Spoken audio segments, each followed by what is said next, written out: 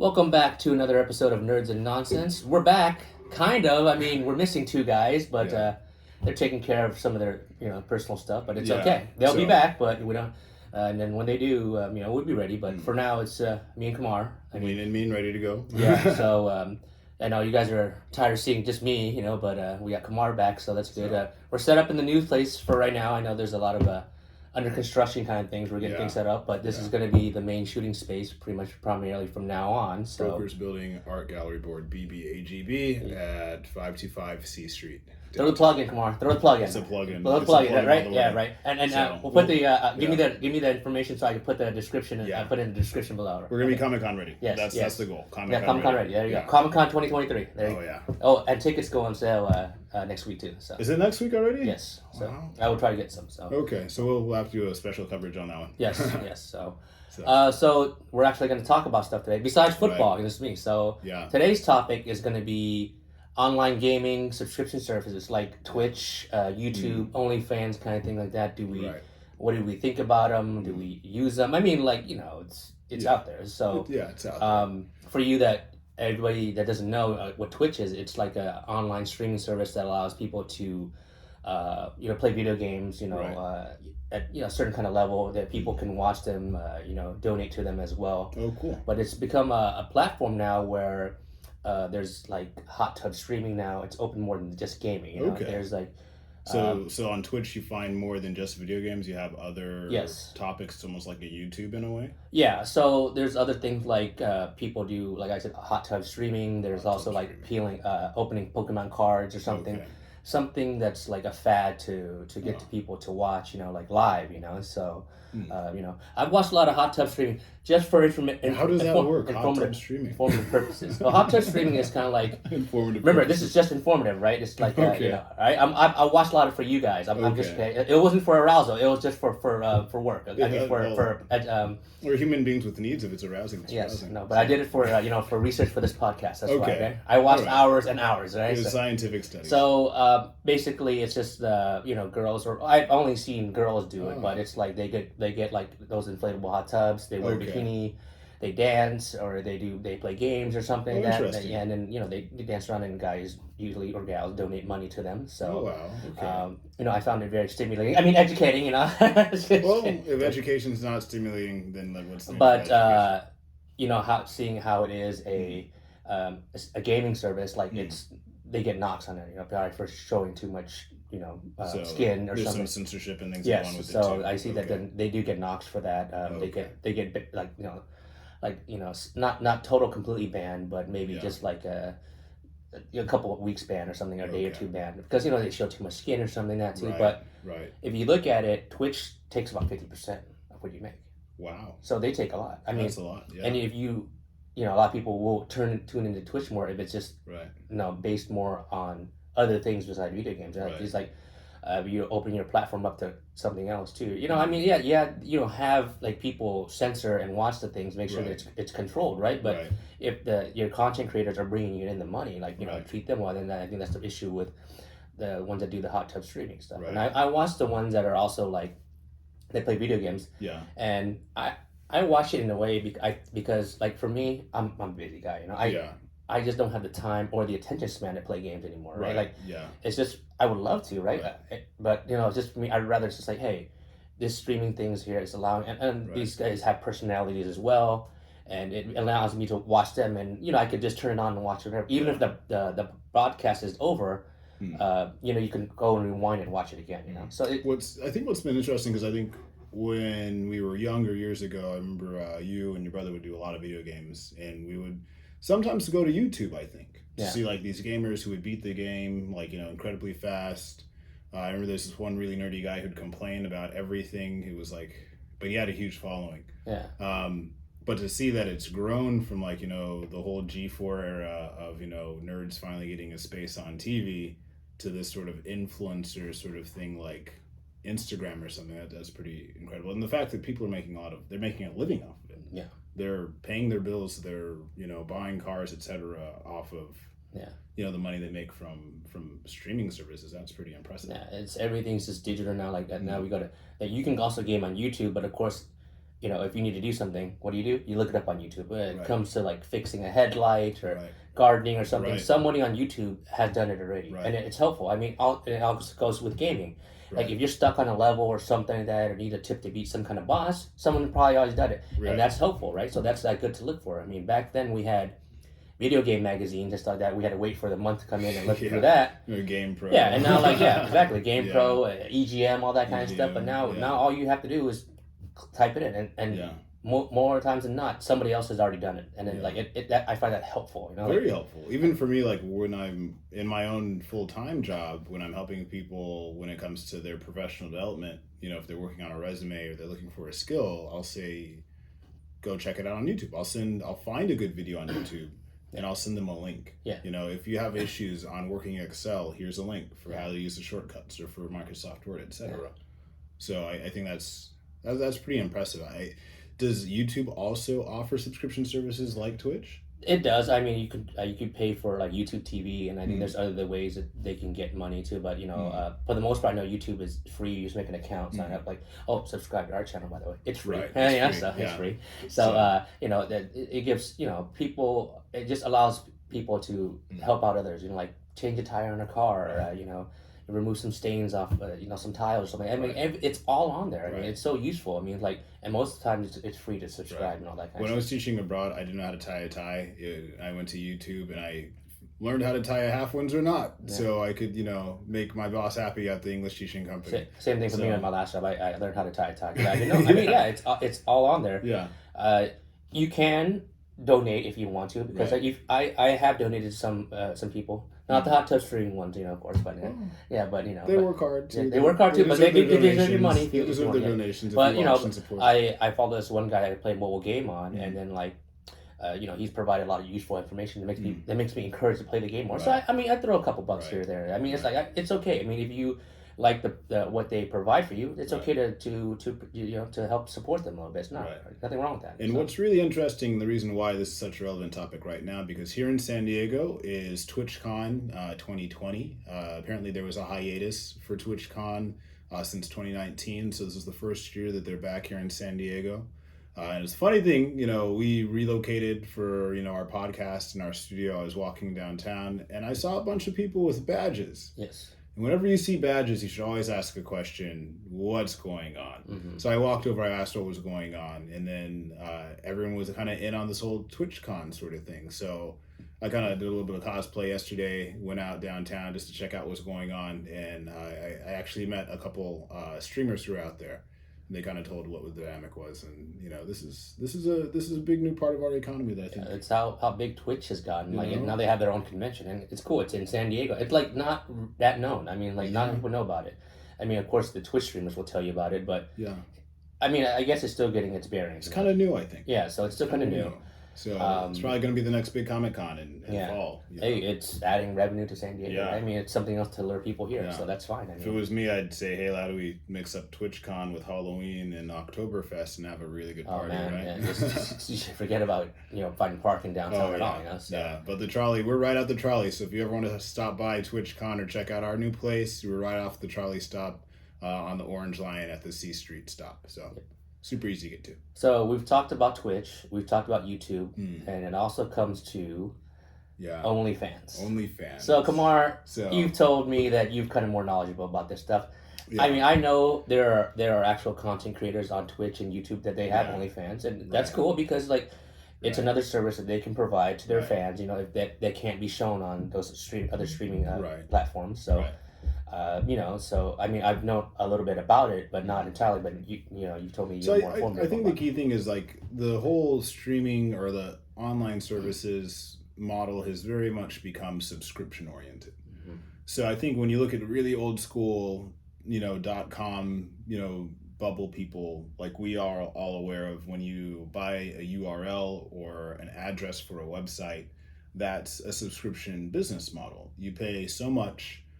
Every month, so that way you have that digital domain, Mm-hmm. So that model has been applied to all sorts of other things now, including content. And I think because of my modeling background, I have like a different, colleagues who work in the industry. There's a union that I'm a part of. And one of the big discussions that we've had has been about, when you're modeling or you're performing and you have content, the way to make sure that you can have a way to improve your living is by having people subscribe to your content. Whereas in the old way, they had production companies and you had to sign contracts as a model for things. And then all the footage that you make isn't yours. The funny thing is that even in the arts, it's the same way. When you look at like major comic artists like Jim Lee or Rob Liefeld, like they dealt with the same sort of thing. So this new business model where the creator chooses the price and they provide the service to the market directly, that means people can actually improve their lifestyle. So oftentimes people will look down on OnlyFans, or they'll look at Just for Fans, or like all these other Fansly, all the Don't ask me how I know all that, But as adults who have the right, because we are over 18, it's an important thing for us to know. And as long as there's consent and everything is done in a way that's holistic and healthy to everyone involved, then it's cool. But I think the key thing is that you don't have to be owned by a corporation as much as it used to be in the past. When you said Twitch takes 50%, that's a lot. I believe that's what it is. Okay, so. But at the same time, when you look at these influencers or these content creators and the amount of followers that they have, then that just means you have to work a little twice as hard, I guess, if there's a higher percentage. Yeah. So, but it's a lot of people knock it, but at the same time, there's people who are content creators who are affording a really great lifestyle because of their content creation, while some of us are working a 9 to 5 that sometimes doesn't even give us benefits. Yeah, that is true. It doesn't give us like more freedom, leniency to be more creative and all that kind of stuff. And yeah, I'm not gonna look down on anybody doing a certain kind of job. If they're doing it the right way, they're paying their bills and they're paying taxes. Everyone like as long as you're doing it the right way. Exactly, they're doing it through legal kind of ways and. If they're, it may not be for you, but it may be for somebody else, and that's absolutely fine. So that's why I'm saying with, these kind of online games subscription services, like, dude, I go on Twitch and YouTube like every day. I mean, it's like it provides me entertainment. Probably especially if I'm working from home. Yeah. Don't tell my manager that, but in a way where it's your break time. It's your break time. It's like. I can't play that game, or I don't have the patience, like I said, the mindset to play it. So if like somebody else plays it, cool. I enjoy it through them, And if I want to, I'll throw a couple bucks away. Hey, thanks for throwing. You don't always have to donate. It's not like a monthly thing. You can just donate a one-time thing. That's good. They appreciate it. It keeps them going, right? And then they keep having content come out, right? And I say the same thing. I mean, it's like. I don't think it's any different for any of you subscribe to like a pornographic site or something, right? Yeah. If you like it's the same idea. If you like the person's work, then you'll subscribe to it. Or subscribing to Netflix. Yeah. Or paying for a cable bill. It's all the same sort of thing as adults. Like we have the right to whatever entertainment that we like as long as it follows the rules. And everyone should have that freedom. And the thing is, like, you look at just psychology. There's the idea of Maslow's needs, and all these things provide certain things that meet our needs, whether it's emotional or intellectual. So it's fine. I think the key thing is that all these subscriptions get so expensive after a while. They do. I mean, like. So I know I'll admit, I've looked at things like OnlyFans or Just for Fans a couple occasions. I might have had a subscription to like a performer. But like you're paying like $5 a month for something. I'm thinking about Netflix. I'm paying like how much money a month, and I have like Disney Plus. I'm paying how much money a month.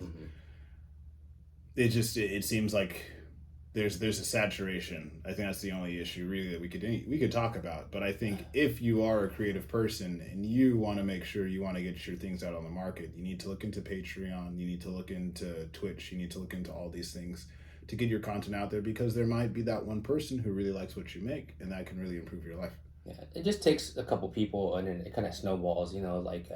Imitation is the best form of flattery, right? I mean, like if you look, Netflix started it, right? And now we have Disney Plus, Paramount Plus, HBO Max, Amazon Prime. They're all taking my money. Yeah, right. Yeah, so I can go on and on. And it's like it's so many of them, and you're gonna know somebody that has it, right? Yeah. So it's like. It's the same thing. If you pay for these services and pay for these services, I mean, it's like it's legal. It's through the process where it's regulated. It's fine. I mean, if you enjoy those things and it's your money, you make it's fine. And you're not like kind of like what is it? abusing it, like kind of in a way where you're maybe trying to hack the site or something like that, trying to get it. It's really interesting because a lot of times the people on these subscription services are kind of coming out of alternative lifestyles. Yeah. Like, video gamers, where years ago people were just like, all you do is sit around your mom's house and play video games, you're wasting your time, right? Mm-hmm. But now someone can be paid to play video games, to be in tournaments and like make a lifestyle off of that. So I think the funny thing is when you look at these subscription sites, there was a big incident that happened with OnlyFans. There's a mainstream Hollywood actress who decided to open up an OnlyFans account. And OnlyFans was always assumed to be synonymous with like doing adult production. Yes. Mm-hmm. But her MO was not adult production, but she kind of tricked the system. She opened up an OnlyFans that made a lot of buzz, and then of course once people subscribed, it wasn't anything in mature content whatsoever. But at the same time, the funny thing is people who do that mature content get blocked, they get banned, they get shadow banned. People really negatively affect their reputation. Banks will close their accounts, etc. And there's a sort of a hypocrisy that goes on. Mm-hmm. It was funny, I think, Tommy Lee, like you're familiar with Tommy Lee, right? Yes. The old rocker from, what was his band? I don't remember. I just remember he was married to Pamela. Everyone remembers that, right? That's all I remember. So apparently he posts some sort of really racy, XXX picture on Instagram. And then all they do is just take down the picture. They don't ban his account or anything like that. Yeah. Whereas you have an everyday person who does that and they get totally just that account and that email address and everything to it gets destroyed because they're you broke the rule. Yeah. So I think the thing is when it comes to mature content, there has to be some sort of safe space that people can make for adults to be adults with each other. Yeah. If we're always walking around with body insecurities and afraid of these feelings that we're born with, that's a problem. I think the nice thing is subscription services provides a discretion or a discreet way in which adults can be adults with each other and they can share, their adult things with each other with permission and with consent. Yeah, and then the good thing about these subscription services like Twitch, YouTube, there's all kinds of personalities and characters, body types. I follow all kinds of people, and it's really cool. It allows people to kind of maybe be themselves as if they were. They don't have to be fake. Maybe on the outside they might not be able to hold a 9-to-5 job or something. Right. They might be awkward, personality-wise. Right. They might have a disability. Yeah, exactly. Right. And then being on these sites helps them be different and then reach out to people, and then they reach a fan base. They're funnier. They can relate, or somebody else I might have a disorder or something, and then say, I have one too. So, but they're able to game, so maybe I can do that as well too. So, I think it's a good outlet for other people too.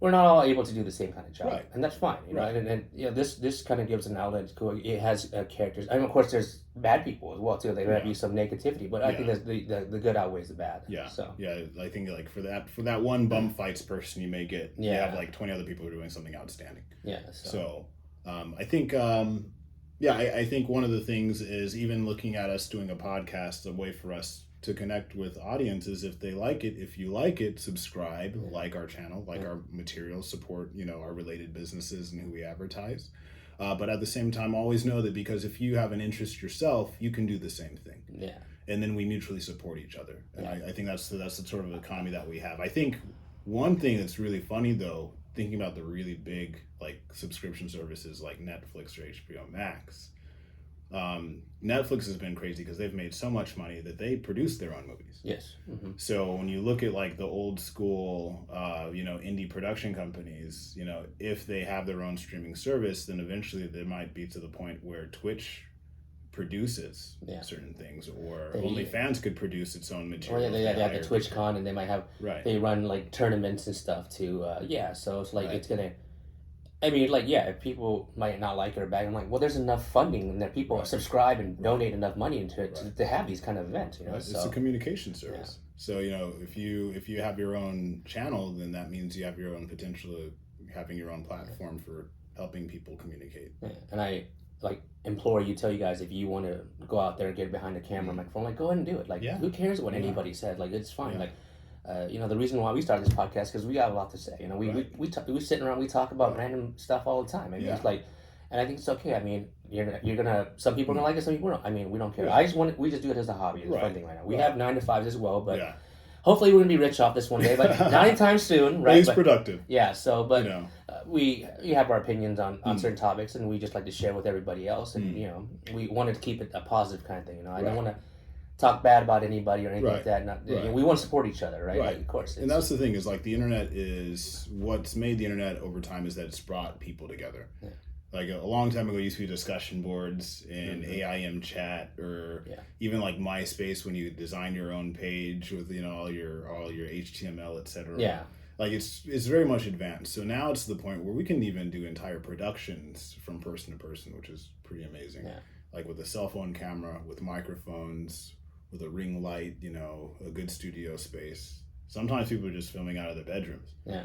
One of the most interesting things I've seen is ASMR, which is the sort of thing where people record the sound of things. They actually do that on Twitch as well. I imagine that has a big following. I forgot to mention that, yes. But is that a big one? Yeah. I find it interesting. It's it's something I'm not interested in, but it's just like, it's kind of weird. I think it's kind of pushing the threshold into like pornography a little bit, because like, I don't know, it's arousal. I mean, it's arousing. I think. Well, I would say it is graphic. Yeah, it's audio graphic. Yeah, I mean, it's like, so I think they've taken that off mostly because it's kind of like, really, now it's not like really entertaining. Now it's kind of getting into erotic. They have less ASMR these days? Yeah, I mean, it's like funny. Yeah, it's now like more dancing or playing video games or just sitting there chatting with the people that are in the chat, of course. The funny thing is ASMR has always reminded me of like public radio. Yeah. Because when you listen to public radio, all you have is sound, so it's like a very different experience.